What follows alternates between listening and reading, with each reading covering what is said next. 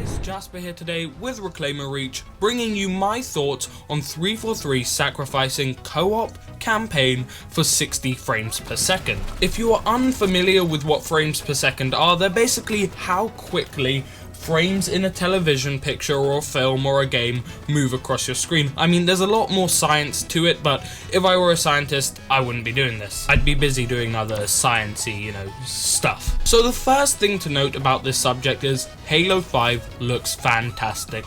There's no doubting that. It is one of the best looking games out there right now on the Xbox One, right up there with Star Wars Battlefront. The graphics, the visuals are absolutely phenomenal, and they really stand up for what next gen is. It really does provide the best Halo visuals we've ever seen. I mean, I know it's a completely different generation of gaming, but still the way the game was designed is absolutely beautiful, and that cannot be taken away from it. And you can't deny that this is because 343 decided to make it 60 frames per second. This makes the game run so much smoother and just looks so nice. But of course, every good thing comes at a price in the gaming industry, and unfortunately, to make these beautiful graphics, co-op from campaign and online and all of that good stuff was removed from Halo 5 Guardians. What really bugs me about this decision is that one of the traditional values of Halo was being able to play it with your friends whenever you want on a split screen. It was something that really made Halo stand out. Other games had done it before,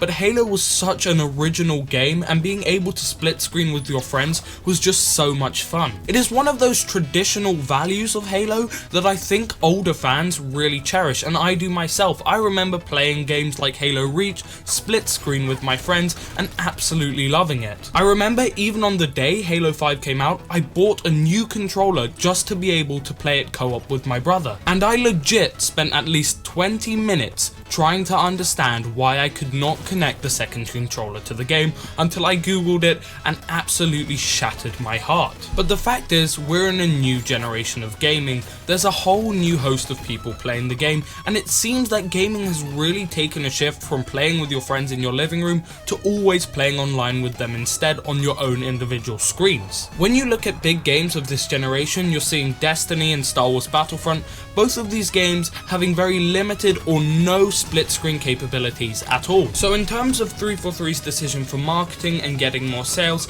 making the game 60 FPS definitely makes sense. But in terms of player retention, it may not have been such a good idea, and that's because the newer generation of gamers have such a large host of games to play that they don't tend to stick to one game for too long, especially due to the fact that new fantastic games are coming out all the time. You have to become really committed to a game to solely play that game every single day. And for a lot of the newer fans, Halo just isn't that kind of game. But for some of the older fans, the old Halos were that kind of game. They were the game that they would solely play with their friends whenever they got the chance. And the fact that these older games were split screen is a key factor in why they kept coming back. You didn't even have to be online or online on Xbox Live to play the game. You could just grab a friend, sit down, do some customs, do some firefight, do whatever. But Halo 5 just doesn't have that feature. It doesn't have a reason to grab your friend and grab a second controller. And because Halo's player base is really built up of old players who are used to this feature and really liked it, Halo lost a lot of players for sacrificing this feature for 60 FPS. What really baffles me even further is that Halo 5's campaign is so centered around playing with other people. It's one of the main co-op campaigns out there today, yet there's no option to split screen it. You have to play co-op online. Halo 5 solo is just nowhere near as fun, and yet you can't play with someone else in the same room as you.